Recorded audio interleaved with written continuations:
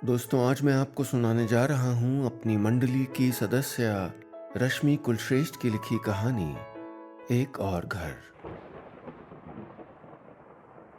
बादल और मन एक जैसे लगते हैं मुझे। जब तक पूरे नहीं भरते छलकते नहीं, बस यहाँ वहाँ घूमते रहते हैं। कई दिनों से मंडराते पानी के गुच्छे आज खुद को खाली कर रहे थे। कमरे की बड़ी सी खिड़की के पास कुर्सी पर बैठा मैं इस बारिश को देख रहा था। जरा हवा गुजरती तो फुहारे मेरा झुर्रीदार हाथ, पजामे का पायचा और जरा जरा सा चश्मा भिगो जाती। मैं उन्हें कुर्ते की बाह से पोंछ लेता। अगर निवेदिता मेरी पत्नी होती तो टोक के कहती, बुढ़ापे में भीग क्यों रहे हो अशोक? अभी नज़ला हो गया तो मेरी आफत करोगे कि स्कूल में पढ़ाऊंगा कैसे अब। वो होती तो ये कहना कितना कचोटता है मुझे। बीते साल ऐसा बुखार आया कि उसे ले गया और मैं झुमकी के संग इस घर में रह गया। निवेदिता झुमकी को घर के काम में मदद के लिए लाई थी, लेकिन वो धीरे धीरे परिवार का हिस्सा बनती चली गई। मेरे तो नहीं, लेकिन निवेदिता के सर चढ़ती रहती। क्या हुआ झुमकी? प्याज लेने नासिक चली गई क्या? चश्मा फिर से पोंछते हुए मैंने पुकारा। नहीं बाबा, अपने आगरे की मंडी में बहुत हरी प्याज है। वो रसोई से निकलते हुए आई और चाय और पकौड़ों की ट्रे तिपाए स्कूल पर रखकर वहीं उकड़ू बैठ गई। उसकी लंबी चोटी जमीन छू रही थी। गले का काला धागा पसीने से भरा दिख रहा था। तेरी चाय कहाँ है? मैंने पूछा। कमर में लपेटा दुपट्टा खोलकर पसीना पोंछते हुए वो बोली, बंद कर दी मैंने चाय। इतने साल की आदत छुड़ानी पड़ेगी ना। 3-4 महीने बाद आप तो चले जाएंगे ना वहाँ ऋषिकेश साधु बनने। चल पगली, कुछ भी बोलती है। टोकते हुए मैंने एक पकौड़ी मुंह में डाली। साधु नहीं, बस यूं ही शांति से आश्रम में रहूंगा ना रिटायरमेंट के बाद। वैसे यहाँ रह के भी क्या करूँगा। भैया के पास क्यों नहीं जाते? बोलते हुए वो चुप हो गई। भैया यानी मेरा बेटा निहाल, जो बहू वंशिका के साथ शहर के दूसरे छोर पर बड़ी सी सोसाइटी में एक दूसरे घर में रहता था। वो अक्सर बुलाता कि पापा यहाँ आ जाओ, लेकिन मैं ही नहीं जाता। जाने क्यों वहाँ अपनापन महसूस नहीं होता। गैर होने का ख्याल जहन में झूलता रहता था। अब मेहमान कितना भी खास हो, उसे लौटना ही पड़ता है वापस अपनी उसी दुनिया में जहाँ से वो आया है। रात के 8 बज रहे थे। बारिश काफ़ी पहले बंद हो चुकी थी। गीली मिट्टी की बासी गंध हल्के हल्के उड़ रही थी। मैं बरामदे में चक्कर लगा रहा था और झुमकी भीतर टीवी देख रही थी। उसने ज़ोर से पुकारा, बाबा बाबा, फ़ोन आ रहा है। किसका है? मैंने पूछा तो वो मोबाइल लेकर बाहर आई और ज़रा चिढ़कर बोली, खुद ही देख लो। स्क्रीन पर सुभाष जी के नाम के साथ तस्वीर चमक रही थी। गोल चेहरे पर गोल्डन फ्रेम का चश्मा, रंगे हुए बाल और ताव दी हुई मूछें। सुभाष जी मेरी बहू अंशिका के पिता थे। हमेशा तीज त्योहार पर शुभकामनाएं देने के लिए फ़ोन करते थे, लेकिन आज यूं बेमौके। कुछ सोचते हुए मैंने फ़ोन उठाया। कैसे हैं आप? मैं ठीक हूँ अशोक जी, आप कैसे हैं? पूछते हुए हमने खैरियत की 2-4 बातें की। और आपका बेटा बहू कैसे हैं? मैंने पूछा तो वो ज़रा देर चुप हो गए। रिसीवर में अटकी उनकी सांस टूट टूट कर इधर आती रही।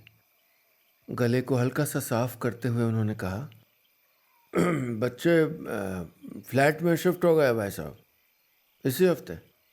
Oh sorry. जाने कैसे मेरे मुंह से ये निकला। उन्होंने सुना नहीं शायद। बोले, आपसे मिलने का बहुत मन था। मैं कब आ सकता हूँ? आ सकता हूँ ना? बिल्कुल, कभी भी आइए आप। मैंने कह तो दिया, लेकिन समझ नहीं पाया कि वो क्यों मिलना चाहते थे। 2 साल पहले जो बीता, उसकी वजह से। सुभाष जी की आवाज़ अब भी मेरे कानों तक रेंग रही थी। मैं चुपचाप दोनों हाथ सीने से बांधे निवेदिता की तस्वीर के सामने खड़ा था। पीछे खड़ी झुमकी बार बार क्या बात हुई बाबा पूछ रही थी, लेकिन मुझे निवेदिता की कही बात याद आ रही थी। जब खुद पर बीतेगी भाई साहब को तब पता चलेगा। बाबा बोलो ना, चुप क्यों हो? झुमकी ने कंधा छुआ। मैं चिहुक गया। निवेदिता की तिरछी तस्वीर ठीक करते हुए कहा, वो मिलने के लिए कह रहे थे। हैं? वैसे तो कभी याद भी नहीं आई, अचानक काय को? उसने हैरानी से पूछा। मैंने होंठ जरा भींच कर कंधे उचकाते हुए कहा, वो तो नहीं पता, लेकिन बता रहे थे कि उनका बेटा और बहू कहीं और शिफ्ट हो गए हैं, जैसे अपने निहाल और बहू हुए थे। झुमकी चट से ताली बजाते हुए बोली, बहुत अच्छा हुआ, अब पता चलेगा कि जब बेटा छोड़ के जाए ना तो कैसा लगता है। तब तो कैसे बोल रहे थे, जमाना बदल रहा है समधी जी। है नहीं तो, मुझे पता है यहाँ आएंगे वो टेसुए बहाने। चुप कर झुमकी, मैंने डांटा, लेकिन वो टिटहरी सी बड़बड़ाती रही। उसे अनसुना करते हुए मैं भीतर अपने कमरे में चला आया। मोबाइल और पानी का जग स्टूल पर रखकर बिस्तर के किनारे बैठ गया। हथेली से चादर साफ करने लगा। कुछ था नहीं वहाँ, लेकिन फिर भी एक किरकिराहट महसूस हो रही थी, हथेली में भी और मन में भी। मैंने हाथ रोक लिए। मोबाइल की घंटी बजी। निहाल का फ़ोन था। 9 बज रहे थे। रोज़ाना वाला टाइम और रोज़ाना वाली बातें। बहू कैसी है बेटा? उसके घर पे सब ठीक? मैंने आज अलग बात पूछी। ठीक है पापा, उसने बस इतना कहा। मेरा मन कुलबुलाता रहा कि मैं उसको बताऊं कि सुभाष जी का फ़ोन आया था, मुझसे मिलने आना चाहते हैं। पूछ लूं कि क्यों मिलना चाहते होंगे। मैं नहीं पूछ पाया और उसने फ़ोन रख दिया। चश्मा उतार कर अकड़े कंधों को ऐंठते हुए मैं बस लेटा ही था कि निगाह सामने पड़ी। बल्ब जलता रह गया था। अब मेरी हिम्मत नहीं थी कि उठकर उसे बंद करूं, सो आंखें जरा कस के मींच लीं। रोशनी पलकों से पीठ टिका कर बैठ गई। हौले हौले पुतलियों में यादें सिमटने लगीं। 3 साल पुरानी उस वक्त की यादें जब निवेदिता थी, निहाल था, बहू थी और हमारे घर में खुशियां थीं। वो जिंदगी का सबसे खूबसूरत वक्त था। निहाल बड़े शहर की नौकरी छोड़कर यहाँ आगरा में बिजनेस करने का फैसला कर चुका था। लेदर के सामान का शोरूम, अपने डिज़ाइन्स, अपना ब्रांड, ढेरों सपने थे उसकी आंखों में और हमारी आंखों में खुशी। जुलाई के दूसरे इतवार की सुबह थी। गेट पर ट्रक खड़ा था और निहाल उसमें से सामान उतरवा रहा था। अरे भाई देख कर, गमले ना टूटें। ओफो, कैसे लेके जा रहे हो यार? हाँ, इधर से ऊपर लेके जाओ। एक मजदूर को सीढ़ी दिखाते हुए वो हमारे बारामदे में चला आया। और खुश हो माँ? उसने निवेदिता को गले लगाकर पूछा था। वो उसके गाल थपथपा कर बोली, बहुत खुश, तूने बड़ी समझदारी का काम किया है। जब से वापसी का तूने बताया था ना, मैं तो दिन गिनने लगी थी। हाँ, इसने तो गिनतियां खत्म कर दी भाई। मैंने चुहलबाजी की। औलाद आ गई तो कैसी मस्खरी सूझ रही है। निवेदिता ने गर्दन झटक कर कहा तो हम दोनों की मिलीजुली हंसी गूंज गई थी। बाबा, ओ बाबा। तभी झुमकी की आवाज़ मुझे वापस आज में खींच लाई। हंसी के वो टुकड़े वहीं अतीत में छिटक गए थे। वो अध खुले दरवाजे से भीतर झांक रही थी। लाइट जली है? नींद नहीं आ रही क्या? पूछते हुए वो भीतर चली आई। अंकल जी के बारे में सोच रहे होंगे। मैं बता रही हूँ, उनको बुलाया तो अम्मा से शिकायत कर दूंगी। हाँ, अब सो जाओ। धमकी देकर उसने लाइट बंद की और चली गई। कैसे सोता मैं? आज नींद कहाँ आनी थी मुझे। अभी तो जाने कितनी यादों का आना बाकी था। कच्ची नींद से जागा मैं खिड़की के पास खड़ा बाहर गली में देख रहा था। बाईं ओर जलती पीली स्ट्रीट लाइट, उसके आगे भूरे शटर वाली दुकान, उसके आगे संकरी सी गली। मैंने उचक कर झांका। यादों का यही तो अगला मोड़ था जहां सबके मन जरा करवट ले रहे थे। निहाल को आए 6 महीने बीत चुके थे। उसका काम ठीक ठाक चलने लगा और बहू ने भी शहर के कॉलेज में नौकरी कर ली थी। इस दौरान हमने जिंदगी का सबसे अच्छा वक्त बिताया। वो सुबह ही आकर हमारे पास बैठ जाता। बहू शाम को आती तो निवेदिता के साथ गप्पे लगाती। रात को खाने के बाद हम चारों बारामदे में टहलते। झुमकी अक्सर कहती, जय खुशी देख के मन करता जब परिवार की नज़र उतार लें। नज़र जैसी चीज़ कुछ होती है क्या? या किस्मत हमारी हथेली पर गिनती की खुशियाँ रखती है? हम उनमें इतने उलझ जाते हैं कि याद ही नहीं रहता कि अब सब खत्म होने को है। शुरू में बहू कॉलेज से 5 बजे आती थी, फिर टाइम 7 हुआ और फिर रात के 9 बजे। निहाल और बहू उन दिनों साथ आने लगे थे। एक दिन निवेदिता ने यूं ही पूछ लिया, अब क्या तुम्हारा कॉलेज शाम को बंद नहीं होता? शाम को ही होता है, मैं वहीं से शोरूम निकल जाती हूँ। जवाब देकर उसने पूछा, कुछ काम होता है क्या आपको? निवेदिता ज़रा झेंप गई, बोली, नहीं बस वो शुरू में जल्दी आती थी ना, तो आदत लग गई थी ना शाम को गप लगाने की, तो बस। आप भी ना माँ, बहू ने टोका। मुझे लगा कोई ज़रूरी बात होगी। हाँ, ये ज़रूरी बात तो नहीं थी, मायूसी से कहकर निवेदिता अपने कमरे में चली आई।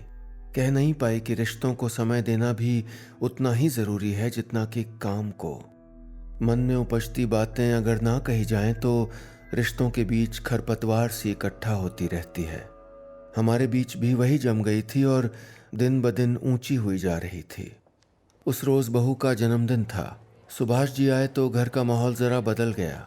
झुमकी ने बहू की पसंद का चाइनीज़ बनाया। खाना पीना हुआ और देर तक बातें होती रहीं। सुभाष जी जाने कहाँ कहाँ के अतरंगी किस्से सुनाते रहे। काफ़ी रात हो गई, अब भाई साहब को भी सोने दो, निवेदिता ने कहा तो बहू ने निहाल की तरफ देखा। मुझे यूं लगा जैसे उनके बीच पहले से कोई बातचीत हुई हो। सोना कैसे माँ? निहाल ने पूछा। ये और भाई साहब हमारे कमरे में सो जाएंगे, मैं और बहू तुम्हारे कमरे में, और तू यहाँ दीवान पे सो जाना। निवेदिता के कहते ही उसका मुंह बन गया। तिरछी नज़रों से बहू की तरफ देखते हुए बोला, मुझे जगह बदलने पे नींद नहीं आती। कौन कहाँ सोएगा इस बात पर बहुत देर तक बहस जैसी चलती रही। सुभाष जी बारी बारी हमारी तरफ देखकर मुस्कुराते रहे, या फिर मुझे ही ऐसा लगा। थोड़ी देर में तय हुआ कि मैं और निवेदिता बाहर सो जाएंगे और सुभाष जी हमारे कमरे में। बिस्तर लगाए जाने लगे। तभी बहू ने बुदबुदा कर निहाल से कहा, मैं कहती थी ना गेस्ट रूम के लिए, देखो कैसे डिस्टर्ब हो रहे हैं। उस दिन पहली दफ़ा मुझे अपना घर छोटा महसूस हुआ। आज देखो कैसा सुनसान किले सा लगता है, और मैं उसमें भटकता कोई बूढ़ा साया जो दिन रात इन दीवारों से टकराता रहता है, जिसे इस जगह में कैद रहने का कोई श्राप मिला है।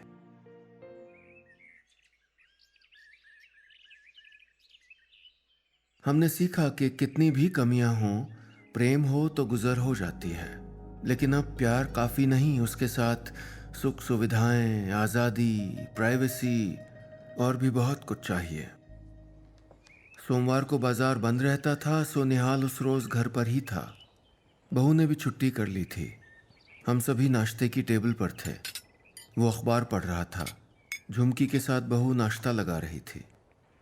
निहाल के आगे रखी प्लेट में पराठे रखते हुए उसने धीमे से कंधे को थपका।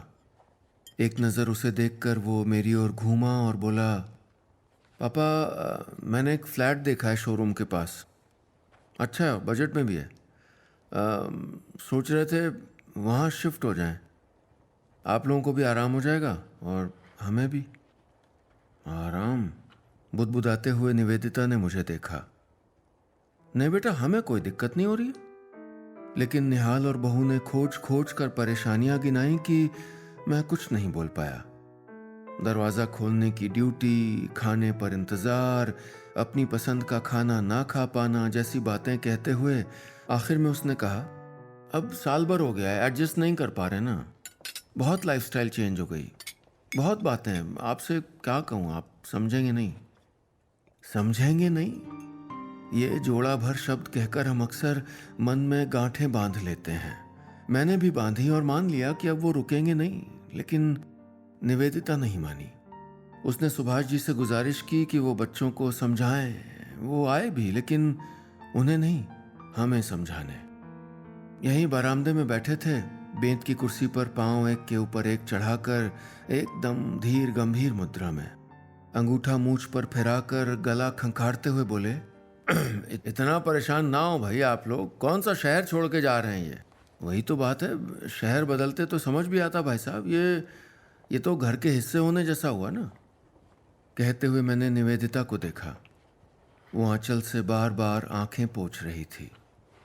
सुभाष जी उसकी तरफ घूम गए और बोले, भाभी जी देखिए, ये आजकल के बच्चे हैं, नए तरीके वाले, मान लीजिए इनका फैसला, जाने देंगे तो वापसी की गुंजाइश रहेगी। अब कल को मेरा बेटा कोई ऐसा डिसीजन ले तो मुझको तो मानना होगा ना।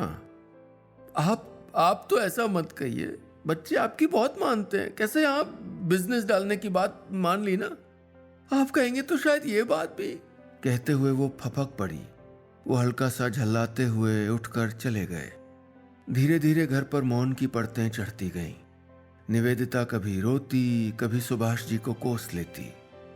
हमने आखिरी बार उन्हें रोकने की कोशिश की, लेकिन दूर थोड़े जा रहे हैं, पास में तो हैं, एक फोन करना आ जाएंगे, जैसी तसल्ली भरी बातें कहकर वो अपने नए घर चले गए। तभी कमरे में अलार्म की तेज आवाज गूंजी। मैं चौंक गया। सुबह के 5 बज गए थे। यादों की चिड़िया अतीत के कोटर में दुबक गई और वही सवाल तिनके की तरह बाहर झांक रहा था कि सुभाष जी मिलकर क्या बात करेंगे। उनसे गलती हुई है ये कहेंगे, या बताएंगे कि उनको आज हमारी तकलीफ समझ आई, या फिर और कोई बात है जो मैं समझ नहीं पा रहा। बुरे वक्त का दोषी हम उस इंसान को मानते हैं जिसमें हमें सब कुछ ठीक करने की उम्मीद होती है। निवेदिता की नजरों में सुभाष जी वही इंसान थे।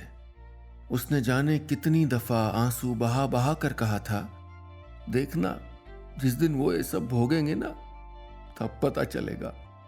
पूरा दिन मैं स्कूल में बेचैन ही रहा। पढ़ाने का मन नहीं हुआ तो बच्चों को पाठ याद करने को कहकर स्टाफ रूम में चला आया। टेबल पर सर टिकाकर आंखें मूंद लीं। तभी कोई जूनियर टीचर वहां आया तो मुझे यूं देखकर जरा परेशान हो गया। मेरे कंधे पर हाथ रखते हुए पूछा, अशोक सर तबीयत तो ठीक है ना? आप कहें तो आपके बेटे को कॉल कर दें। अरे नहीं नहीं नहीं, मैं ठीक हूँ, मैंने मना किया। ये लोग उसे फ़ोन कर देते तो वो खामखा परेशान होकर दौड़ा आता, फिर मुझे ले जाता अपने साथ। उसके यहाँ मेरा मन नहीं लगता है। एकदम अलग दुनिया है उनकी, मेरी और निवेदिता की दुनिया से बेहद अलग। वहाँ अजीब सा बंधन लगता है मुझे, जबकि वो मेरे बेटे का घर है। फिर भी शायद जो कुछ बीता उसकी वजह से मुझे गले में एक कसावट महसूस होती है। अब कैसा लग रहा है अशोक सर? मैं कुछ लाऊं आपके लिए? एक टीचर ने पूछा तो मैंने हाथ हिलाकर मना कर दिया। वो चला गया। मैं सद कर बैठ गया और इस कमरे को देखने लगा। कुर्सियों से घिरी ये लंबी मेज, सामने दीवार पर लकड़ी के लॉकर जिसमें से 25 नंबर वाला मेरा था, बाईं ओर के खेल के मैदान में खुलती खिड़की, ये सब अब तो मुझे पहचानने लगी होंगी ना। जब मैं रिटायर होकर ऋषिकेश चला जाऊंगा तो ये कभी सोचेंगी क्या कि एक उम्रदराज इंसान जो यहाँ दिखता था वो कहाँ गया? क्या मेरे घर ने भी सोचा होगा कभी निहाल और बहू के बारे में? नहीं, शायद ना सोचा हो। बीच बीच में आते रहते थे ना वो। निवेदिता हर बार चाहती कि वो रुकें, लेकिन वो चले जाते। सबसे ज्यादा वो तब रहे जब निवेदिता गुजरी थी, पूरे 20 रोज। शाम को बाजार से घर पहुंचा तो अंधेरा घिराया था। झुमकी दरवाजे पर खड़ी थी। बोली, आज देर कैसे हो गई?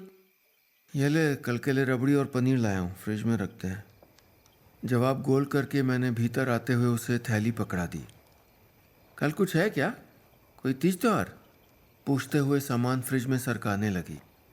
कल छुट्टी है तो दोपहर में कुछ अच्छा बनाना, कहते हुए मैं बेसिन पर मुंह धोने के लिए झुक गया।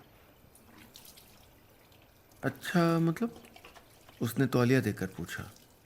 मुंह पोंछकर मैंने मोबाइल उठाया और एक मैसेज टाइप करते हुए कहा, मतलब मेहमानदारी वाला खाना? तो ऐसे बोलो ना, एक तो पनीर हो जाएगा और दूसरा दम आलू और रायता। 1 मिनट। शक की नज़रों से उसने मुझे देखकर पूछा, वैसे कौन आ रहा है? कहीं वो? हाँ, सुभाष जी, उन्होंने खुद से कहा था मिलने के लिए, तो बुलाना चाहिए ना। कहते हुए मैंने वो टाइप किया हुआ मैसेज भेज दिया। झुमकी मुझे हैरानी से देख रही थी। कल लंच पर इनवाइट करने का जो मैसेज मैंने सुभाष जी को भेजा था, उसे पढ़ते हुए वो भी यकीनन इतने ही हैरान हो रहे होंगे। समधी जी को बुलाया इस बात के लिए अगले दिन तक नाराज थी झुमकी।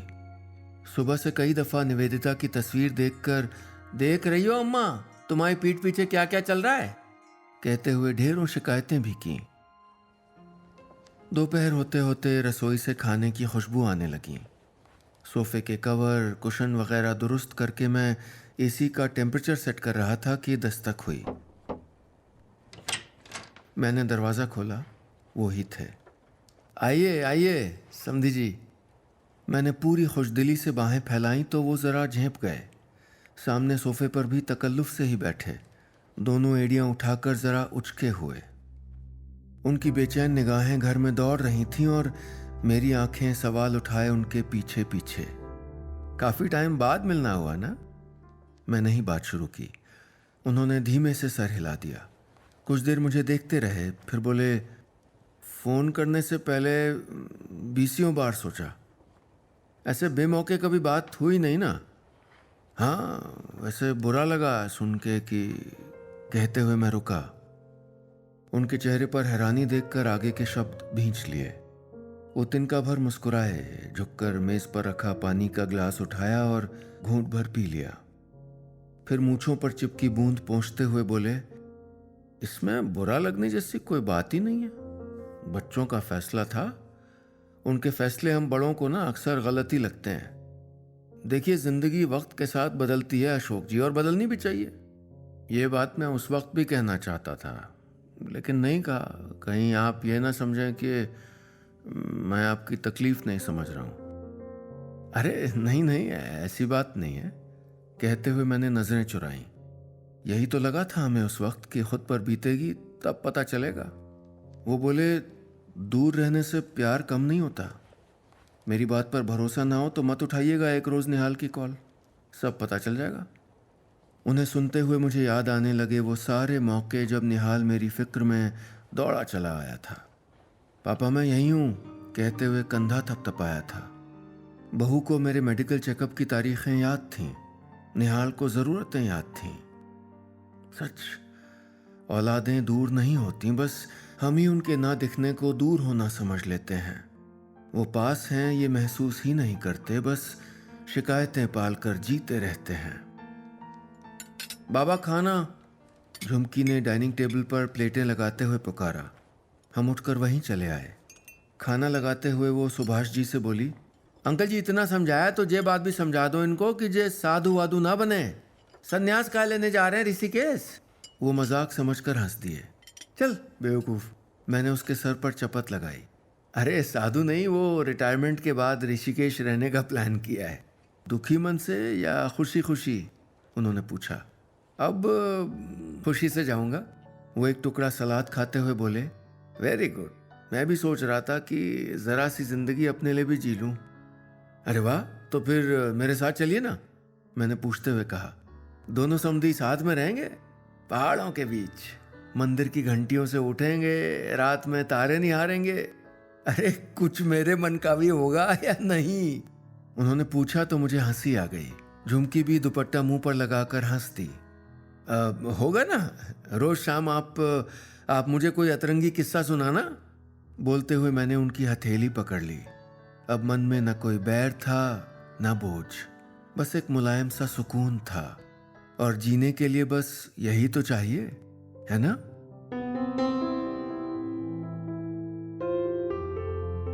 बस इतनी सी थी ये कहानी।